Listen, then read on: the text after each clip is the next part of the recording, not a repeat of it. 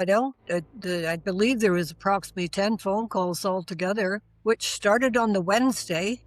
And I know one of Lindsay's friends who was talking to her on the Thursday evening when Lindsay said, "Oh, I've got to go. The Mexicans are calling on my cell. I got to get to the bottom of this." That was Thursday. I believe there was a call on Wednesday. And then, of course, a few calls on Friday and a few on Saturday. So why we needed 10 phone calls back and forth doesn't really make a lot of sense to me. Hello, everyone, and welcome back to another episode of Cold Red.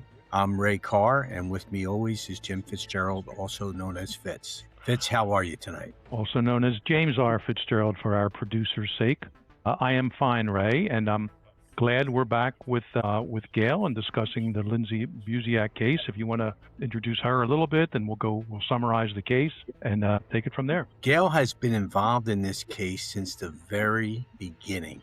The murder of Lindsay Buziak remains one of the most sophisticated targeted homicides in recent memory because of one central fact. This was a spontaneous murder. It was an engineered event. Lindsay was lured to a vacant home in Saanich under the guise of showing $1 million property to prospective buyers. She was murdered within minutes of entering. The offenders vanished without identification, leaving virtually no forensic evidence. We're going to talk from an investigative standpoint tonight, but first, Jim is going to give you a recap of what we talked about last time we were on the air. Jim?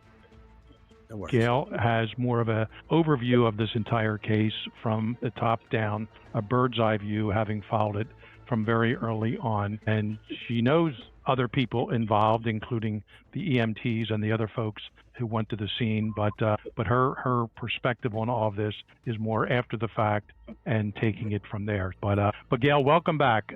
And you had valuable information last week regarding everything that you've been following in this case. And I know you took some heat for some of that from people. And some people like what you're doing out there. Some people don't. But you've marched in marches for Lindsay over the years. I don't believe you ever met her, but from everything you've heard, she was a wonderful person. You met the other players involved in this. Some you get along with, some not so much. So, but we appreciate everything you shared with us last week, and thank you so much for that. Well, welcome back, Gail. Thank you. And I would like to say before we begin, I'd like to thank you both and your producers for everything you've done for Lindsay in keeping this alive and keeping it going, because I know you've got your own U.S. murders down there and solve unsolved murders. So taking this on, we thank you ever so much. A lot of us, all of us, really care about this. You're welcome. You know, with this case, I've been given a lot of thought the last week and looking at it from an investigative standpoint that I would look at it from. And I think the real crime began before the murder itself. I think that's probably one of the most important investigative points. And everyone keeps focus on the stabbing here. I think investigators should start focusing on the setup. I think that the homicide began when someone selected Lindsay. They obtained her private cell phone number. They created a buyer scenario. They chose the property. They controlled the timing.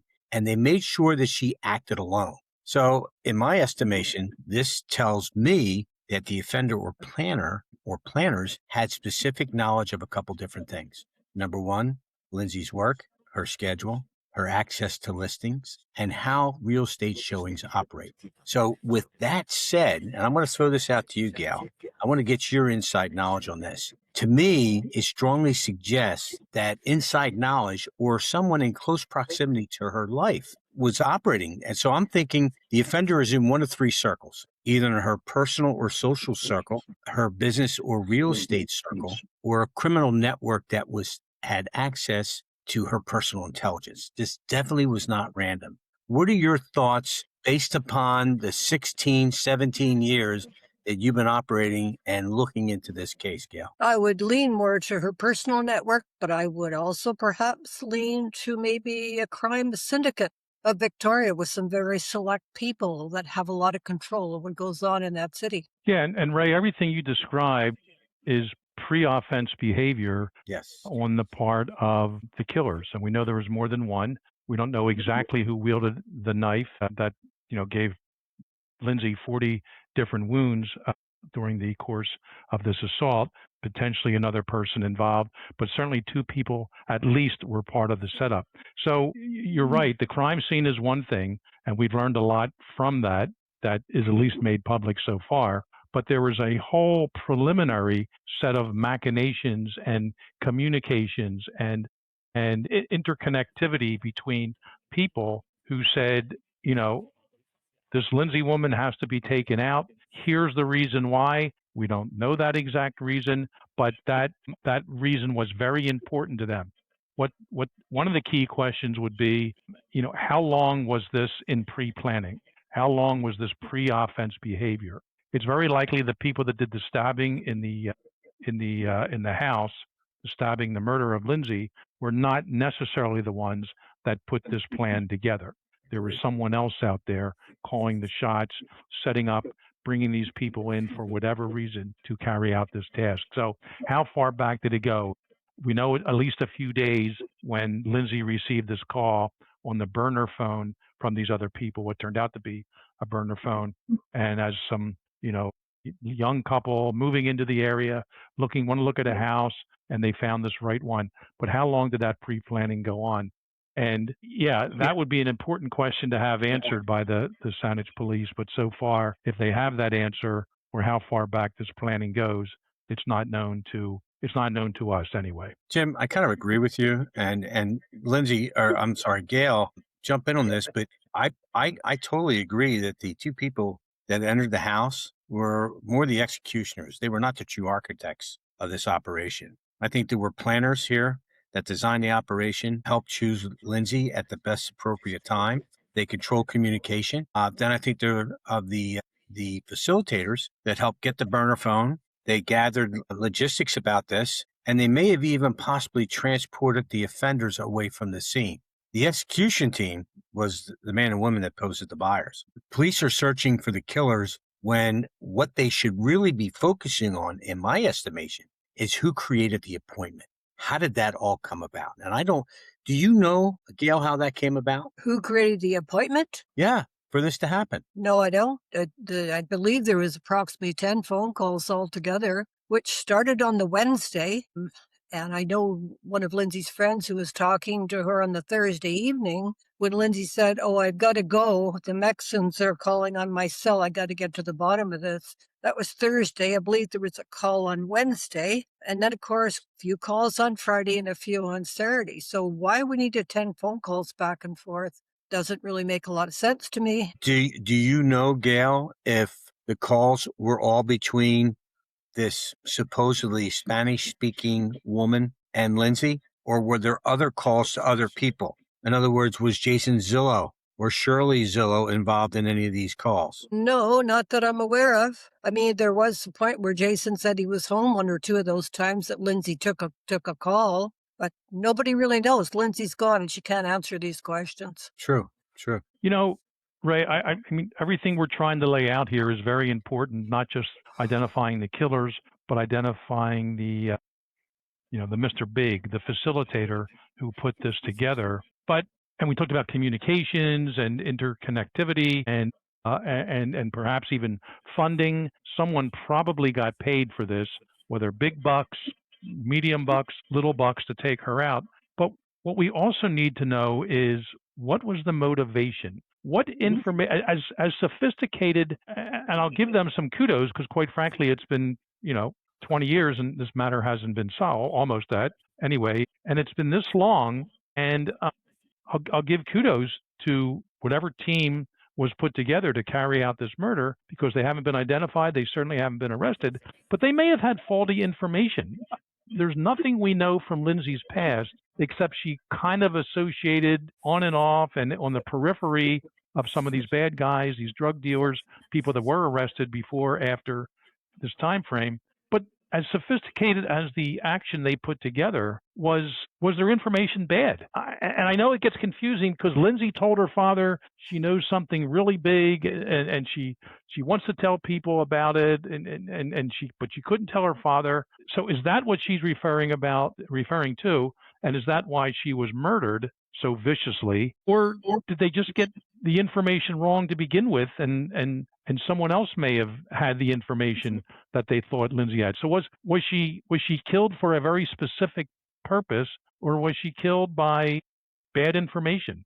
And that's just what we can't figure out at this point. And it doesn't take away from her murder, of course, whether it was she really did see or hear something, or she didn't really see or hear something. But it also goes back into the motivation. And Ray, the initial question you brought up with whoever set this thing up, why did they do it? And was it even good information, quote unquote?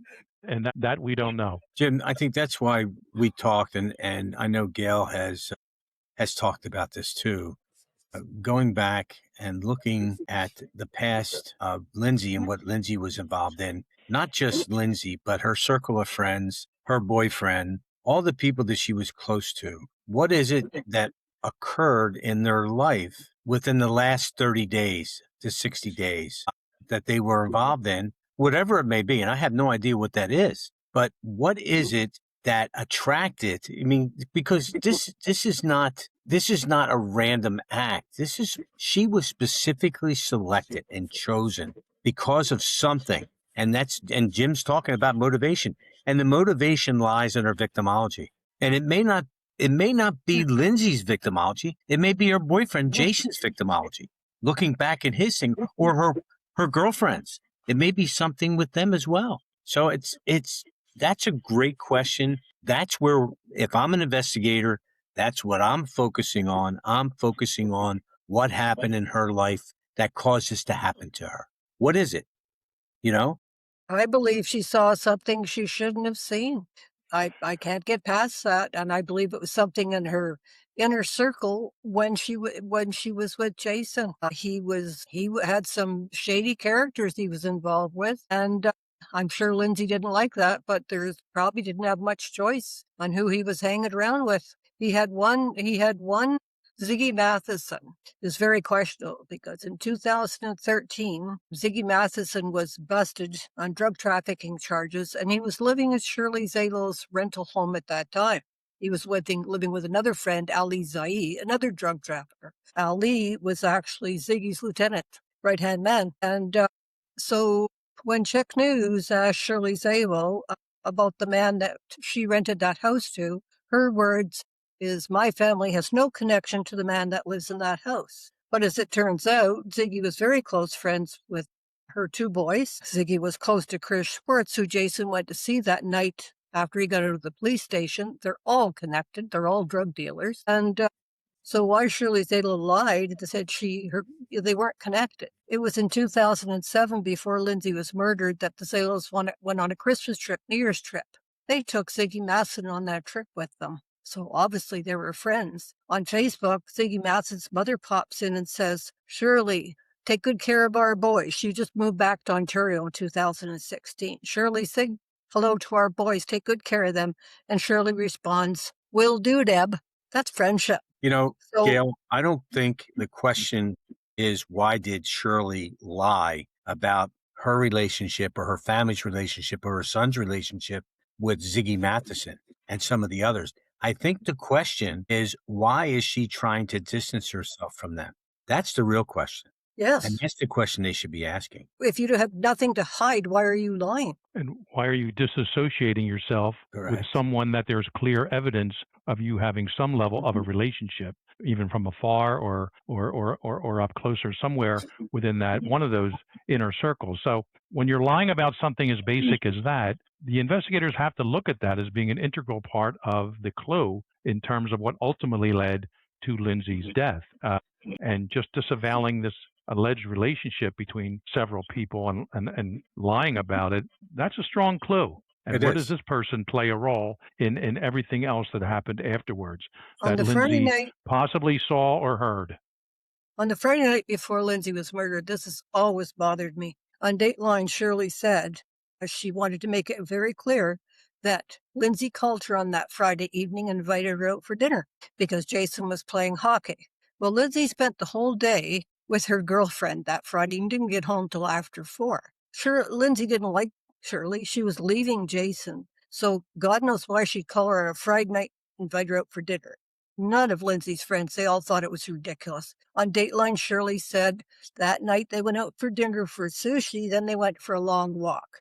And that was the night that Lindsay told Shirley she was afraid of her boyfriend, Matt. Nobody could believe that. It was so ridiculous. So the question is, did that Friday night really happen? Did Shirley, it's only Shirley's word. First of all, there was no restaurant receipt for the sushi restaurant.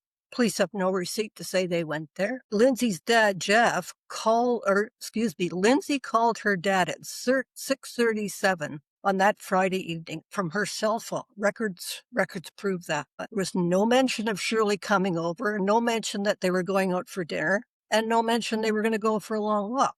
We also have a witness that came forward, a young couple, that says there's no way Shirley could have been at that house at Lindsay's place on Friday because they can place her in a different location of Victoria at 7:15 when Shirley claimed she arrived at the house. That Friday night when Shirley said she arrived at Lindsay's place at 7:15, she said, I walked in and overheard Lindsay talking to the buyers, and Lindsay was giving them the address and setting up the appointment for the next day.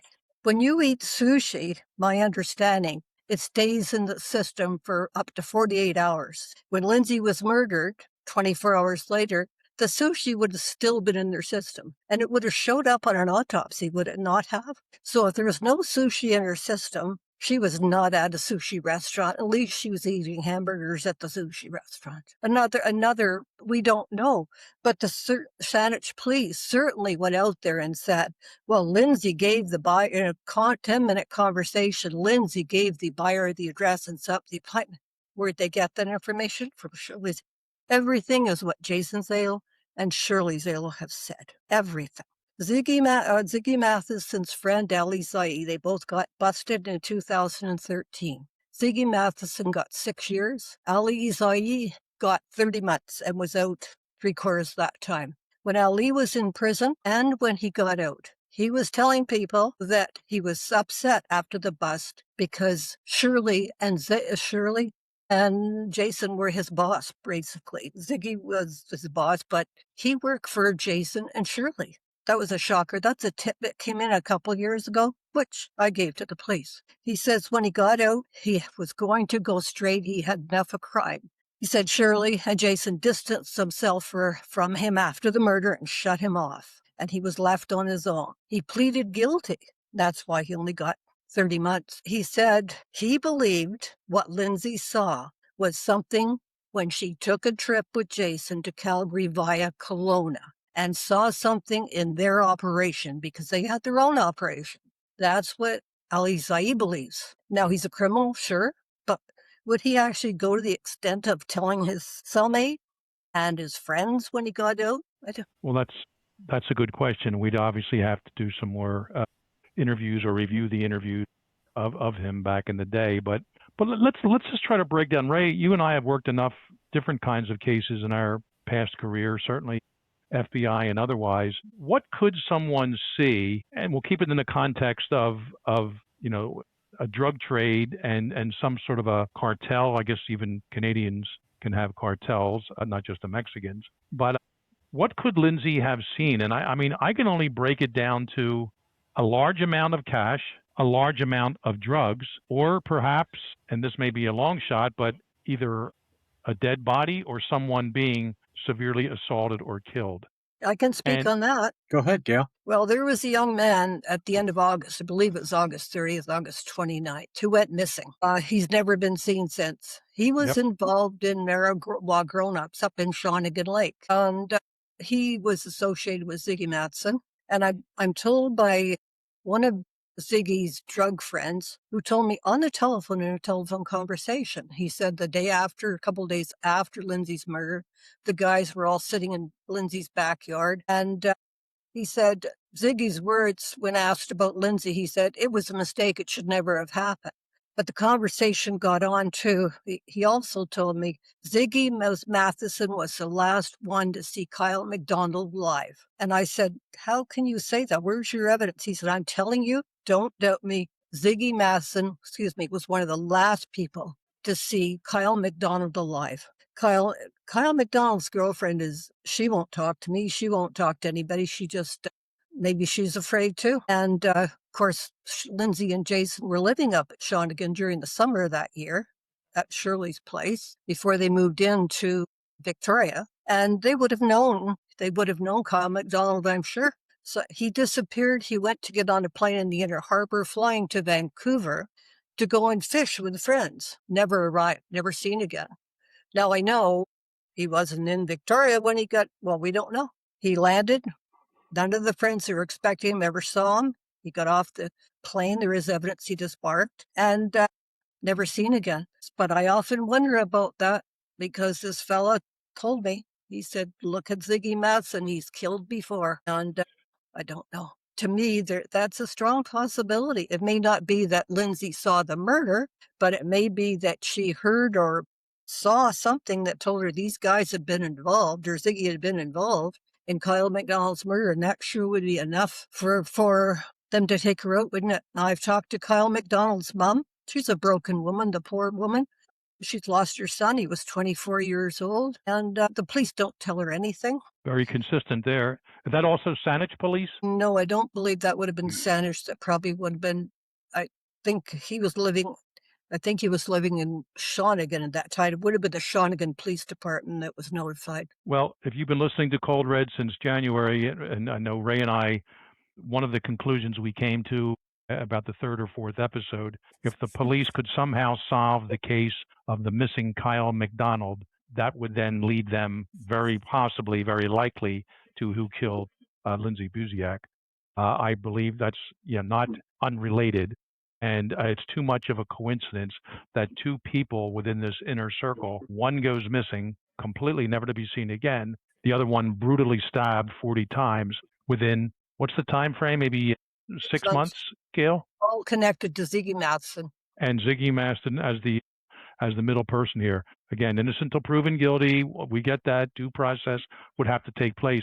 But I'm saying these are people that certainly should be questioned and asked. And yeah, it doesn't mean she had to see a body being put into a hole or something. Ziggy Matson was very violent. He was charged with murder in 2000. Him and another fellow were charged with murder. The other fellow took the fall. They were given a choice. If one of you takes the fall, we'll let the other one go. So Dave Nivergill took the fall for murdering Kevin Black. Ziggy got off on that charge. But what happened during that murder, Ziggy's ex-girlfriend was present. He beat her in the face with the butt end of a gun. So that when her parents went to see her in the hospital, they didn't recognize her. She had almost been killed. And when they asked, I think somebody asked Dave Nivergill, why didn't you just kill Shannon? He said, we ran out of bullets. These are very violent people. Ziggy Matson, he's killed before. So let me just throw out, and Ray, I'll let you come in on this, but what probably happened, if we're going to stick with the Kyle McDonald part of the story, Lindsay heard something, and she may not have had a poker face. Not too many 23-year-old women do when they hear something like this. And she could have dropped a drink. She could have broke out crying. She could have, her jaw could have dropped. Perhaps she, her personality changed that night. And then who knows, with her boyfriend, Jason, or even a girlfriend, did Ziggy really mean what he said? Or what's this about Kyle? And somehow they knew, one or two people that she shared this information with, besides the personal observations, they knew that she heard someone talking about missing Kyle McDonald, probably dead, probably murdered. And they said, we can't take a chance with this. And now, if that happened back in August or so, I'm not sure exactly when this conversation may have taken place, but it wasn't until the following February when, of course, the execution, the assassination took place. So it seems now they wouldn't be sloppy enough to have her walk into a room full of drugs or cash. They could even explain that away conceivably. But if she knew Kyle and she knew he was, strangely missing, and she's very upset about this, she heard that someone took him out, murdered him. And that is what possibly she was going to tell her father, but didn't quite tell him. And people said, hey, we can't have this loose cannon out there. She's not really one of us. She's a, hanger-on, pretty girl, dating one of these guys, but it's too risky to leave her know this information. And a guy who has a predisposition to murder, Ziggy, he said, time for her to go. the plan was laid out, as we've already talked about with the couple, burner phones, all of that, and she was murdered. And really, until I hear other evidence pointing in some other direction, as I've said back in January, figure out this Kyle McDonald, him being missing, and that will certainly lead investigators into the direction of also who killed Lindsay. Right? Alizai also said that Ziggy, he believed Ziggy had killed two of his previous girlfriends. Well, he didn't kill it, but they overdosed. Shannon overdosed. She was supposed to there was a trial because of he beating her almost to death. That was going to be in 2 months. She died of an overdose. Most people believe that Ziggy hot dosed her so it would never go to trial. Allie also said there was another girlfriend they believe had. Ellie also said, this is unbelievable, but Ellie's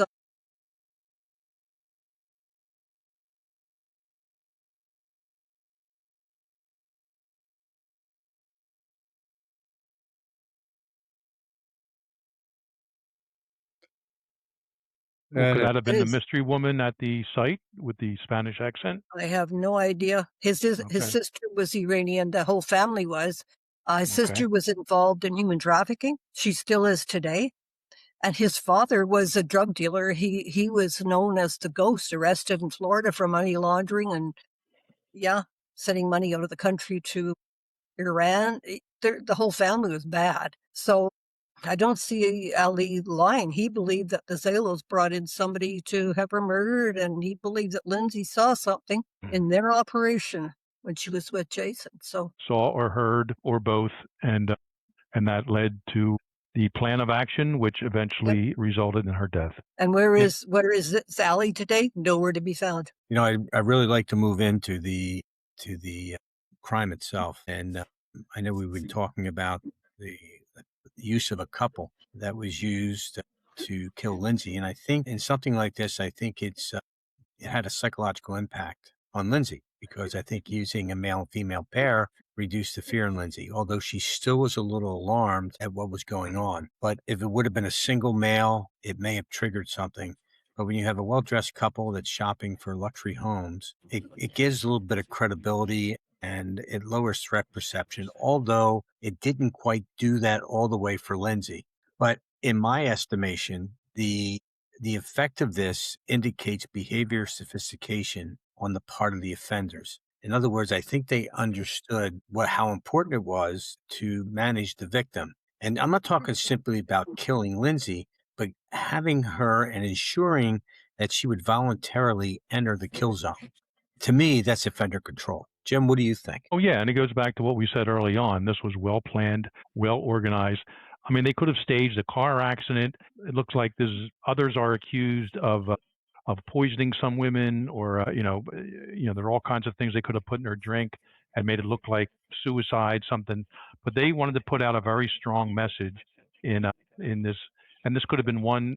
Hate to get graphic here, but one shot to the back of the neck could have been really just one stab wound. But they wanted to make this something. They wanted to send a message at the same time, and because maybe there's some other people they feared were talking. And quite frankly, that's not far of a stretch, because nobody seems to want to talk about this case, even upwards of 20 years later. And a lot of these other / friends of Lindsay, and who just, and boyfriends of, the girlfriend of Kyle McDonald doesn't want to say anything. I mean, to some degree, you understand their hesitance, their reluctance in that regard. But yeah, this was laid out almost as perfectly as can be to keep Lindsay's suspicions to a minimum. Well, I just wondered how it would have changed the retired RCMP officer who also worked in the real estate company, who volunteered to go with Lindsay that day. I mean, would they have killed him too? I doubt it, but it just became a perfect storm for the bad guys in this case, and certainly with really bad results for Lindsay. But and some things could have altered and could have changed, and they would have had to find some other way. But and they obviously felt comfortable doing it in the city of Saanich, British Columbia, and they felt somehow that even when the investigation started, they'd be okay. I'm not saying through any criminal conspiratorial efforts, but just because they just felt the PD wouldn't have the capabilities of solving this case. I don't know, but again, What looking about at the bad seven? guy's perspective, perfect storm. Go ahead, What Gail. about 7 Sanders police officers retiring the day before the murder? Why didn't they bring a couple of them back? I mean, no, the day before the murder, 7 highly skilled officers. I mean, coincidence. I'm sure that I can't imagine. Yeah, we're not suggesting they knew of the murder the day before and they planned their retirement around this, but they certainly could have brought back those retirees. Happens all the time in the FBI, bring agents back on contracts once they retire with certain skill sets. So, yeah, I liked what Lisa said when she said that she doesn't, for the life of her, she can't figure out why Jason didn't jump the fence himself to go straight into that house instead of helping Cohen Oatman over the fence and letting him go in to come around and open the front door. And of course, I don't understand. Jason goes through that front door and goes straight up to the master bedroom. On Dateline, he said, I touched her skin. I knew she had passed away. But then we hear later, the Time Coleman story, that he actually said he gave her CPR, but stopped because of the air, whatever. But Lindsay was lying there with a gaping hole at the base of her throat. Her throat had been slashed. She's covered in blood. Why would you give somebody CPR when they've got a hole in their throat and they're covered in blood? I agree. And one of the things about that crime scene is the thing that Jim and I have seen many, many times is the question of overkill. And just so our audience understands, overkill is a means that's used that's not necessary in order to commit or in order to complete the act. Lindsay was stabbed dozens of times. So that level of violence, to me, suggests that there was rage, there was some sort of personal grievance, there was emotional hostility. And I think that this is where, to me, it becomes a little more complicated because the setup feels professional, but the killing, to me, feels personal. And I think that contradicts two theories. And I want to know what you think about these two theories. So the first one, in my estimation, is that this homicide was staged as an organized hit. So here's the thing. Someone close to Lindsay orchestrated this event and then tried to distance themselves. Indicators is the highly target personal violence and controlled environment. And I think that, to me, is, in my estimation, the strongest, but I can't dismiss, and I know you've talked about this too, Gail, that there's also been speculation about connections to drug trafficking and people in Lindsay's extended social circles. Those indicators were the planning, the sophisticated planning, the burner phone, the deliberate deception. But I think there's some weaknesses here. Professional contract killers typically favor firearms, not knives, speed, and minimal emotional expression. When you have close to 40 stab wounds, you're introducing a lot of emotion and you're introducing a lot of risk. This is less consistent what I would see or what I've known to be classic contract killing. What are your thoughts on that stuff, Gail? I think it was personal. Somebody wanted her dead to protect their own lifestyle where they were going down. They knew they could go to jail of what she saw. And I think somebody within her own circle in that family, I'm not saying they're guilty, but I'm saying they damn well have to know what happened and who did it. They just have to. And I do wonder about whoever ratted out the Alcazars, that phone in November, phoned the police to rat out that Calgary drug bust. I really have to wonder if that was, don't look over here, look over there, a setup. It may sound extreme, but here we've got the end of November, somebody calling the police to tell them that there's a shipment of cocaine heading to Calgary. Now, the person I heard this, who was the informant? We don't know 100% for sure who that was, the rat informant, but I was told by somebody very knowledgeable that the informant was a woman who worked in Jason's office at the time of Lindsay's murder and still works with Jason today. Well, it didn't leave a lot of people. There was 2 retired RCMP officers who I was talking to. They met with this woman who just turned out to be the handler of the informant who made that call. And it was the handler that told these 2 RCMP fellows that it was a woman that worked in Lindsay's office at the time of her murder and still worked with Jason today. Going, wow, why would someone do that? Why would they? you're going to trust your blue boy friends with serious stuff like that? Why would she lie? It was a woman. I don't think she'd lie to her own retired RCMP buddies, would she? About that? I don't know.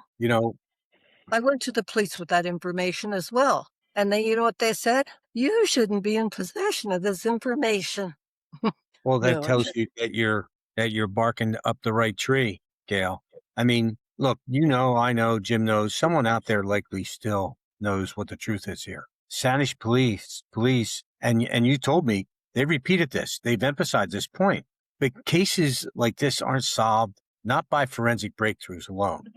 You're really going to need relationship breakdowns, someone that has a guilt complex, someone that's running their mouth, and even loyalties that kind of dissolve. I mean, when you have a complex conspiracy, and this one is aged pretty well, but after years, people divorce, they fall out of favor with each other, they develop financial stress, they get locked up, or they seek relief from guilt. And when that happens, that creates opportunity. But you have to be ready for that opportunity. And sometimes I wonder if those opportunities haven't already presented themselves. And Ray, if I can go back to what you were saying a little bit ago about the crime scene and the overkill, sustained aggression, it's also known as, that was personal. I think I'm certainly not ruling that out, but I think, you said a professional killer, and I said that earlier, one shot to the head, one knife wound, Right. To an unsuspecting person catching by surprise, sort of an ambush. But I also think if the killer is told by their handler, the facilitator, whoever it is, that they also want to send a message, and I want you to make it a real bloody scene. I want you to really make her suffer, and I'll just leave it at that. They could go a little above and beyond what they would normally do in terms of undertaking an activity such as this, and they could make it extra violent and showing overkill and manifesting itself with the multiple stab wounds, because their other agenda is to shut other people up and say, look, no matter how innocent you are, no matter what kind of job you have out there, even selling homes and something not at all related to what we're doing on the side, the criminal activities, we can get you, and we can take you down in the worst way you could ever expect. So this was still a contract hit, I believe. They're not as popular as the media makes them out to be, but in drug cartels, La Cosa Nostra, the mob, every once in a while, enemies, in potential informants, suspected informants, they feel they have to be taken out. They saw something in Lindsay that bothered her, and that it looked like she may have been on the cusp of telling someone, and they said, take her out, but take her out with an agenda behind it and with no concern for her. Let the message get out there that other people know not to do what she even thought of doing, which apparently she never had the chance to do. So make it look like overkill, but really make her suffer, and make sure no one else who may have thought something, who heard something that Lindsay may have spoken to, wanted to take this out. And we're going to take them out so no one else comes forward and even thinks about doing what Lindsay perhaps was going to do. Why would Shirley Zalo be threatening Lindsay's friends after the murder, telling them to keep their mouths shut? You know too much. You talk, the same could happen to you. I mean, who said that, Gail? Shirley Zalo with a couple of young girls in the car after the funeral, telling them to keep their mouths shut, warning them. And what's your source of that information? That's true information. There was a young girl, one of the young girls, she got a call, I think it was the night or two after Lindsay's murder. This is a fact. She got a call after Lindsay's murder. And the woman was kind of talking with an accent, or she was kind of mumbling, but it was like 4 a.m. She had worked the night shift and she was half asleep when she took the call. So the person blabbled on about something, I won't say what, it wasn't nice, and hung up. So this girl, smart enough, she kept, because the number was on her phone, she kept calling back several times. And it took a while. But guess who answered the phone? Shirley Zalo. So she goes to the police with this information. The same cop that the other girls saw and were treated very poorly. She tells him, because she thought, this is serious. He said, well, dear, you were half asleep. It was 4 a.m. You probably misunderstood what she said. Now, it turns out that Shirley did admit to that call in time. She said that she meant to be calling the Nikki that worked in her office and didn't mean to be calling Lindsay's friend. The stuff just keeps adding up. There's challenges all over the place in this case. I mean, there's investigative challenges. Look, forensic evidence is at a minimum. There's really no clear DNA, which I find shocking. There's no murder weapon. There's limited physical evidence. Any digital evidence that you want to try and obtain from 2008 is going to be almost impossible, if not very difficult to get. And here's the thing. You get all these rumors that generate themselves, and it kind of breeds contamination because you get a lot of high-profile cases that generate all these theories and enormous speculation. And what happens is all that noise and all those rumors can bury real leads. Sometimes when a case becomes polarized publicly around their favorite suspects, a lot of times investigators or the investigation gets tunnel vision or kind of gets narrowed. And then you get all these competing theories, and it becomes very confusing to the individuals that are out there observing, and they don't know what to believe or what to support. So, and people expect the police to tell them something when an investigation is going on, and that doesn't happen. The integrity of the investigation is important, and they keep it very, very close to the chest to protect the integrity of the investigation and the confidentiality of the information they're obtaining. So I get that aspect of it because I did it as well. But I just see this as I think it's potential. I think it's solvable. But Jim and I have said this 100 times. Almost every time we do it, it needs a fresh set of eyes. It really, really does. Out of another agency and set up a task force and hopefully RCMP, any provincial police. RCMP has been involved since the very beginning. All right. Well, they got to take over then. Maybe they're not being given all the information they're asking for. I don't know. I have to question this one police officer in Saanich that has done his utmost to protect the Zalo family. No matter what the girls said, he treated them poorly, and they were only there for one reason, not to talk about anything but the Zalos. And also some of the information he put out to the public. Like, I still can't believe it. One of the witnesses, there was two witnesses, independent witnesses. One of them spoke to Czech News. One of them contacted Jeff Buziak as well, that same witness. And he said, I drove by and I didn't get a clear view of the woman, but I saw the man in the long dark coat. It was on Czech News. Chris Horsley put out that Jason gave a description of the witness too, because he saw the man go back in. And that's the description they gave to the media, not the man in the red long coat like the witness said. Jason Zalo said the man was wearing a two-tone, classy brown jacket hanging just below the waist. Well, wait a minute. What happened to the witness that was driving by? He said the man was wearing a long coat. They went with Jason's statement. I don't get it. I agree. More discrepancies than consistencies, that's for sure. There are so many discrepancies. He put out there that Lindsay wasn't apprehensive about the showing, but everybody else said she was. He put out there that Jason was going to the house because he had documents for Lindsay to sign.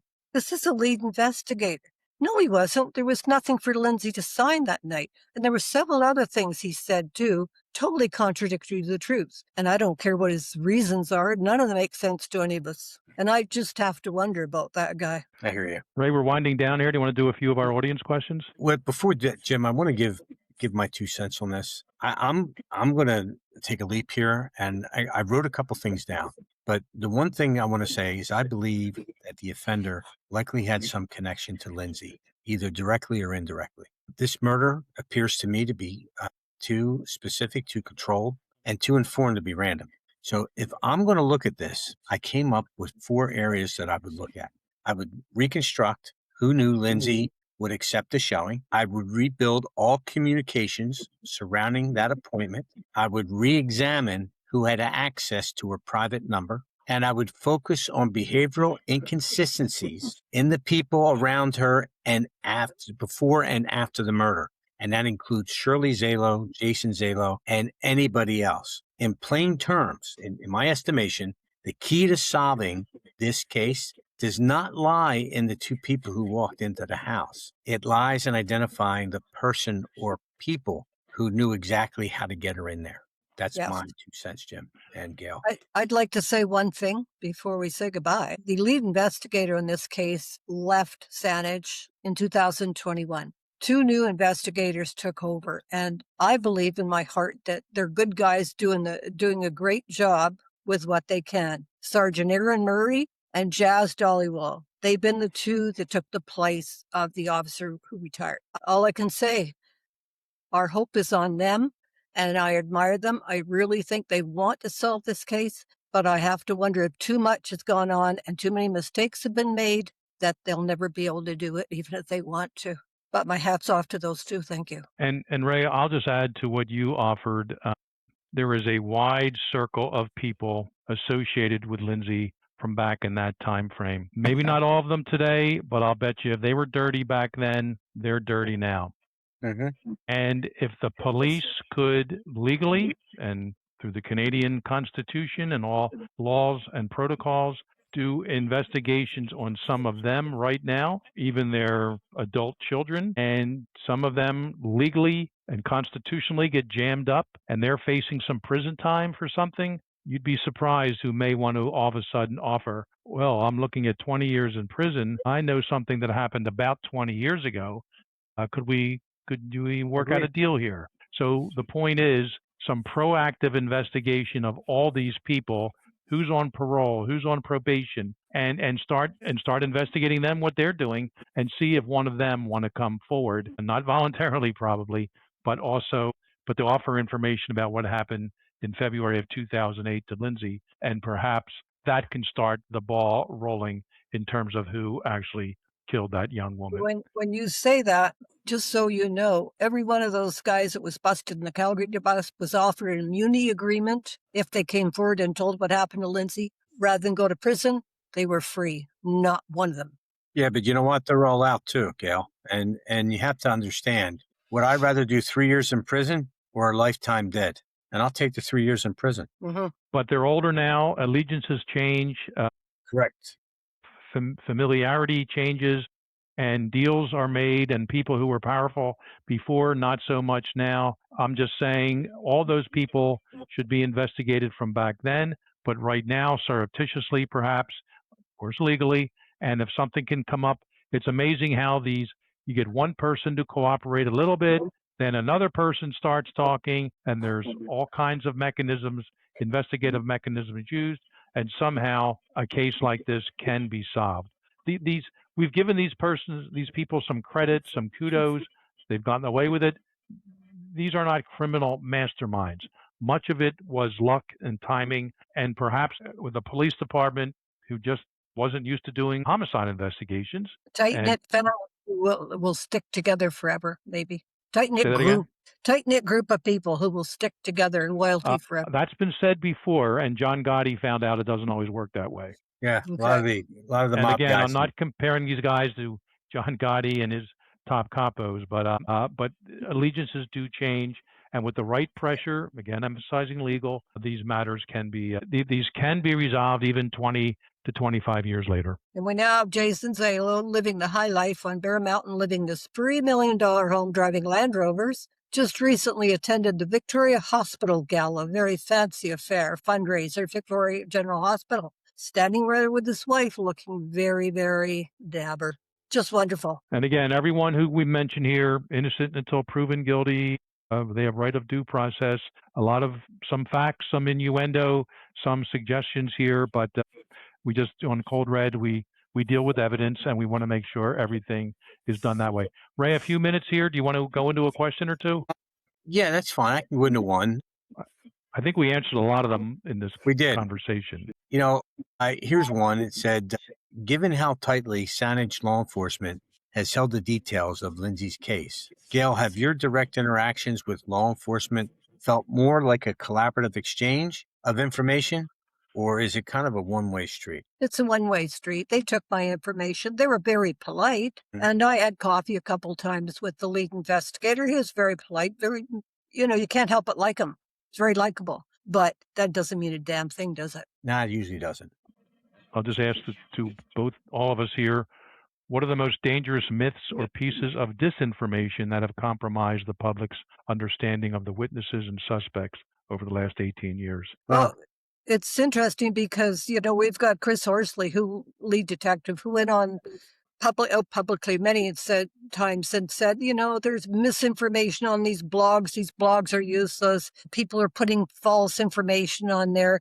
Maybe that's true because they're not informed and they don't know, right? Some people just don't know the facts. They're trying to help. But you've got Chris Horsey going out there and giving all this false information too. So who the hell does he think he is? Well, I'll tell you, and I'll open this up, and I know Jim will agree with me. I invite Chris Horsley to come on the show. He's retired from Saanich. I know he's with another police department, but I'd love him to come on and see if he can help us solve this thing. And I want to offer that same thing to the two new detectives. You don't have to share anything that's going to affect the integrity of the case, but come on and keep this thing alive, and maybe we'll generate some leads for you. Maybe we may be able to help with our expertise as well. Ray, I'm going to take it a step farther. I'm going to say come to the VDOC Society first. You can go right by Cold Red.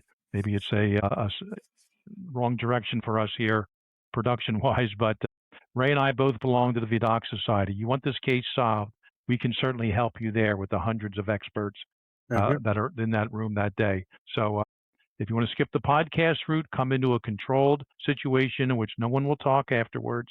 It'll all be kept, secret, so to speak. You need outside eyes, as we said back in January. We said last week, earlier today, to look at this case.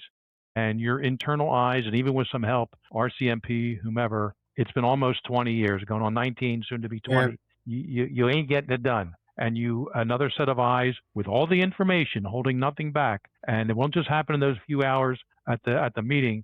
We'll keep in touch with you for months or years afterwards, if necessary, as new leads come in. So I would encourage, in fact, you officers, the ones still on board at Saanich, consider coming down to us. The expenses are all paid by VDOC. It's just, and I will make sure you get in the door on the time frame that works for you. And Ray and I will be in the room with you that day with no preconceived notions. Present the case cold to all the experts in the room, lawyers, DNA people, anthropologists, pathologists, profilers, you name it, and investigators out the wahoo. And I guarantee you'll get some help on your case. The question is, do you want that help? I hope you do. It's there. Jim is right. The help is there. All you need to do is ask, and we are more than willing to help you in any way we can. With that said, Jim, Gail, you know what, Gail? You would have made a great agent, an FBI agent. You would have been a very good FBI agent. And I would have worked with you, and we would have kicked in some doors. You would have been very good. I'm so glad that you came on this show. We had the chance to meet and talk. You're one special person. Thank you for all you do, Gail.